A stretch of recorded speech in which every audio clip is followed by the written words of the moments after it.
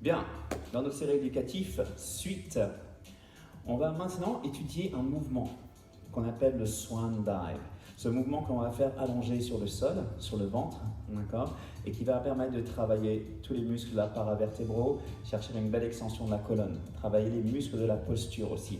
Très intéressant, ok? Ça fait partie de ces mouvements qu'on a peu l'habitude de faire au quotidien. On a souvent, c'est plutôt le buste penché vers l'avant, les épaules qui s'enroulent vers l'avant. Or là, on va chercher à resserrer les muscles autour de la colonne, d'accord?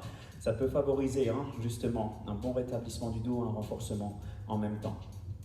Là encore, on s'écoute, d'accord? Et ce mouvement comprend plusieurs options. Commencez donc allongé sur le ventre, de cette façon, pieds disposés largeur de bassin. Pour commencer, on va faire au plus simple. Comme à l'habitude, on cherche l'étirement, on cherche l'autograndissement. Donc l'idée, c'est de sentir nos pieds, pointes de pied glisser vers le fond de la salle et le sommet du crâne, lui, s'avancer vers le mur devant soi. Vous allez chercher à bien sentir votre pubis presser le sol, d'accord? Comme si vous aviez une petite rétroversion du bassin. Enfoncez le pubis vers le sol, sentez la contraction autour du périnée. Et au niveau du ventre, efforcez-vous, là, la gravité se fait peut-être encore un peu plus sentir. Efforcez-vous de ne pas relâcher le ventre. Vous êtes face au sol et vous allez chercher l'aspiration du nombril. Poussez le nombril vers le haut et cherchez littéralement à décoller le nombril du sol. Ok? Comme si vous aviez l'image que j'aime utiliser, un glaçon, on a posé sur le ventre et par réflexe, vous sentez le ventre qui se serre, qui se contracte. D'accord? Aspirez le ventre. Disposition des bras. On s'efforce de garder les épaules loin des oreilles. Et regardez, la position la plus aisée, c'est celle-ci. Posez une paume de main sur le sol. La deuxième paume de main par-dessus la première main. Et vous servirez de vos mains, de votre main là-haut, comme un appui-tête pour y disposer votre front. Sentez vos épaules laxes, loin des oreilles. Sommet du crâne vers l'avant, d'accord? Pubis ancré dans le sol. Ceinture serrée, on sent le ventre qui décolle du tapis. Bien. Donc le swan, c'est ce mouvement d'extension de la colonne. Ou dans l'inspiration. Alors petite parenthèse, je me permets, excusez-moi. Au niveau de la respiration en pilates, on a cette respiration spécifique dans la cage thoracique, cette respiration latérale. On considère que l'expiration va favoriser quand même ici la contraction des abdominaux. Donc pour les débutantes et débutants, on conseillera d'expirer dans les phases d'effort. Comme ici, l'effort étant de décoller la tête et le buste de main et du sol. Inspirez, les débutantes et débutants, vous pourrez essayer ici en expirant, d'éloigner le front des mains, d'éloigner les côtes du sol, ok? À la mesure qui vous convient, sans que ça fasse mal dans le dos. Épaules loin des oreilles, ok? Si on fait un petit arrêt sur image, voilà la position. C'est à la fois cette extension du dos, on cherche la longueur, poussez sommet du crâne vers l'avant, vers le haut. Prenez soin de ne pas relever la tête trop fort, pas d'hyperextension de la nuque. Le regard est posé devant soi sur le sol. Et dans l'expiration, pensez relâchement. Le haut du dos, la nuque se relâche et la tête vient se reposer délicatement là sur notre main.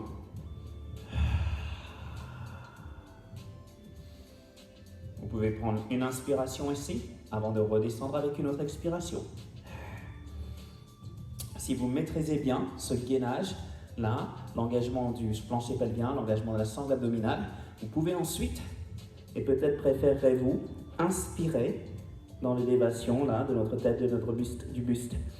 Inspirez, les côtes s'ouvrent, le corps s'étire, pointe de pied jusqu'au sommet du crâne. Et c'est avec l'expiration que l'on relâche. Ok? Inspirez dans les côtes. Tout ça en gardant, les abdos verrouillés, transverses ici, serrés, ainsi que notre périnée. Et on s'empêche bien, ok, de bouger ici le bassin, empêcher le pubis de décoller du sol. Bien. Les étapes supérieures ensuite, justement, ça va être de réduire les appuis, d'accord? Déjà, quand on est ici, quand on relève le buste, on s'efforce d'appuyer le moins possible sur nos bras, ok?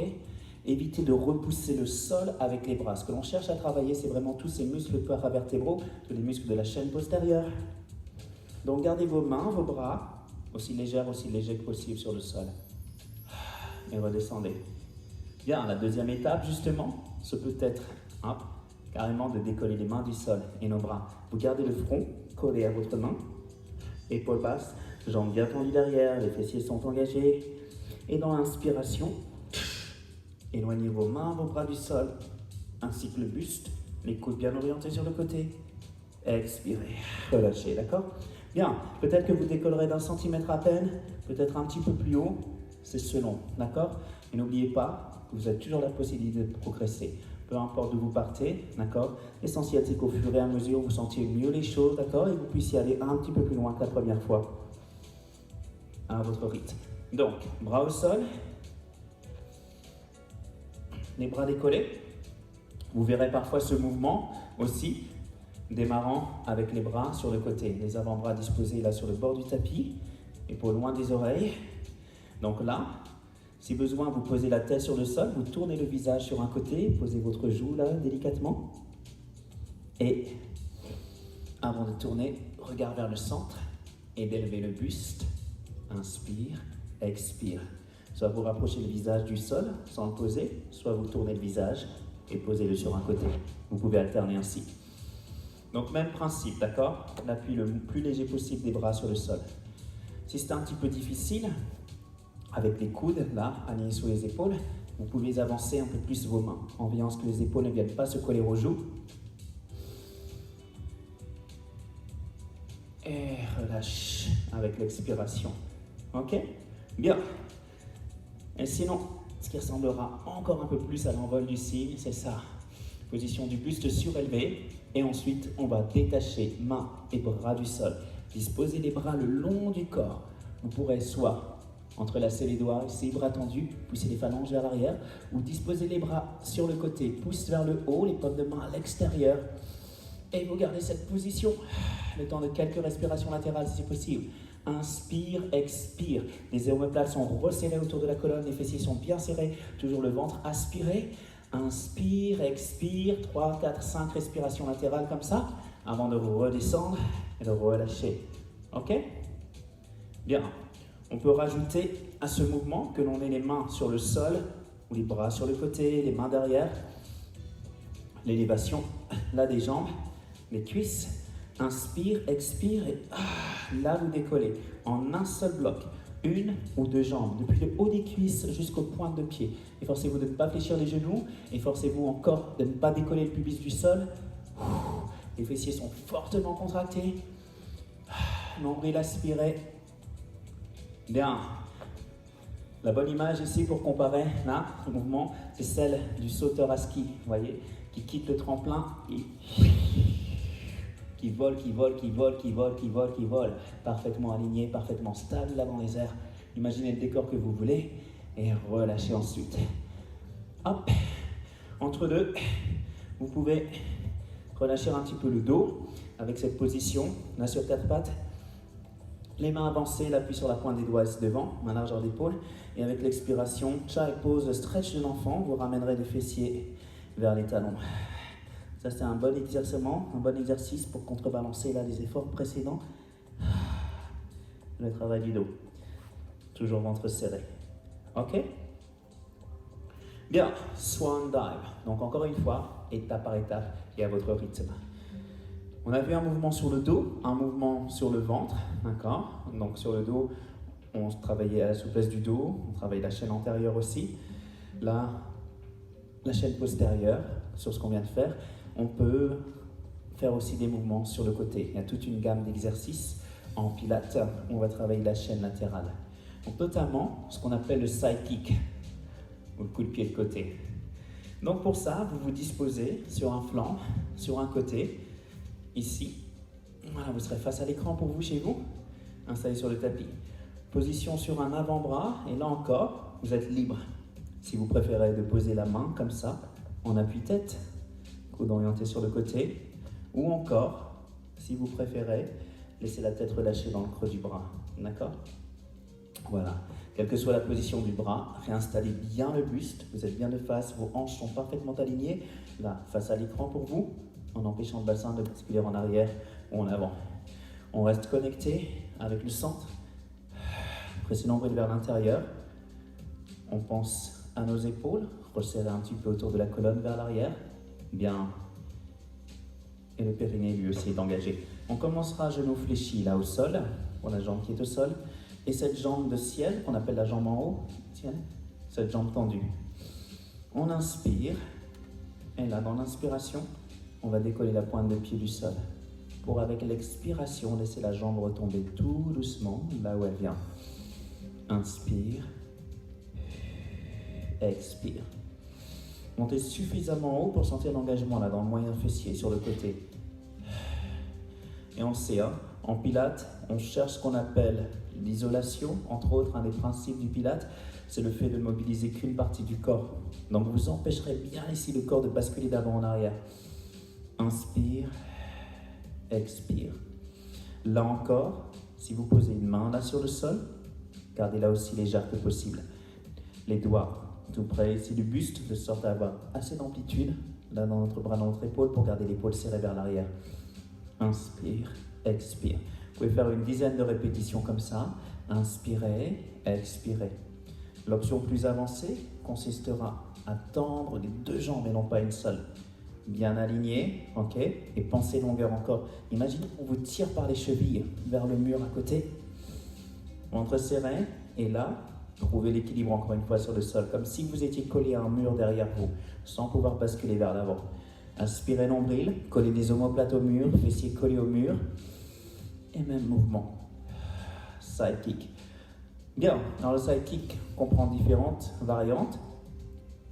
Ici, ce mouvement vertical, on peut aussi l'imaginer, comme ça en balayant d'avant en arrière. Vous n'hésitez pas à fléchir la jambe qui est en bas. Si c'est trop instable, imaginez ramener votre pointe de pied devant votre nez et vous poussez ensuite. D'accord? On peut s'amuser à garder la jambe en suspension au-dessus du sol, faire des petites impulsions là-haut ou faire des petits cercles. Inspire, expire dans un sens, dans l'autre. Ok? Toute une multitude de mouvements qui devraient vous faire brûler assez vite les fessiers. Bien sûr, on fait la même chose de l'autre côté. Travail bien symétrique en pilates. On s'efforce de faire autant de répétitions à droite qu'à gauche. Donc là, vous vous réinstallerez de la même façon. Au choix, tête dans le creux du bras. Dans le creux de la main. Ok? Ou sur l'avant-bras. Comme ceci. D'accord? Si vous avez fait des options, par exemple genoux fléchis, faites exactement la même chose de l'autre côté. Si vous avez fait jambes tendues, pareillement, vous faites la même chose. Ventre serré. Et on reste toujours appliqué sur notre posture, l'engagement du centre. Toujours cette fameuse respiration latérale. And up, and down. Plus que les fessiers, vous sentirez aussi sur ce mouvement l'engagement là des obliques. Ces muscles ici de la ceinture abdominale, entre les côtes et les hanches, c'est eux aussi qui vont retenir la jambe dans la descente, supporter son poids face à la gravité. Là encore, c'est toute la magie du Pilates, ce qui fait que quand on fait bien les choses, il n'est pas besoin d'en faire des tonnes de répétitions, des centaines de répétitions pour bien sentir le mouvement. Ok? Donc la même chose, ici, deux jambes tendues. Bien, et j'ai oublié cette option aussi, là, où les points d'appui sont encore un peu plus étroits et l'équilibre un peu plus difficile à trouver. Mais là, c'est un bon exercice aussi pour travailler à l'étirement du corps, l'étirement de la silhouette. Vous disposez la tête dans le creux du bras et vous allez chercher le maximum d'allonge, ici. D'un côté, tirez les doigts vers le mur, sur le côté, poussez les pieds dans le sens opposé, serrez le ventre et sentez tout ce corps qui s'étire, qui s'affine, la taille qui se resserre. On peut garder les doigts posés sur le sol délicatement. And up, and down. Et là, même règle, d'accord? On se stabilise sur le sol. Interdit de bouger, de basculer en avant, en arrière. Concentrez-vous encore un peu plus, là. Sur l'engagement du centre, resserrez tout. Votre ancrage dans le sol. Sentez la cuisse qui pousse dans le sol, ok, haut du corps, et toujours cette idée que vous êtes collé au mur derrière vous. Pour celles et ceux qui sentiraient comme ça une gêne avec la tête posée dans le creux du bras, si vous sentez que la tête a tendance à décoller, la nuque à se crisper, vous pouvez, encore cette fameuse serviette, l'utiliser là pour vous faire un petit oreiller, comme ça, entre votre tête et votre bras. Ok, voilà. Et bien profitons qu'on a du temps chez soi. Entre le couvre-feu, fermeture des salles, voilà, on a le temps de s'arrêter par rapport aux cours, qui sont peut-être un petit peu rapides parfois, sur quelques mouvements. Alors, bonne révision chez vous, bon exercice, bon entraînement, et à très bientôt. Ciao.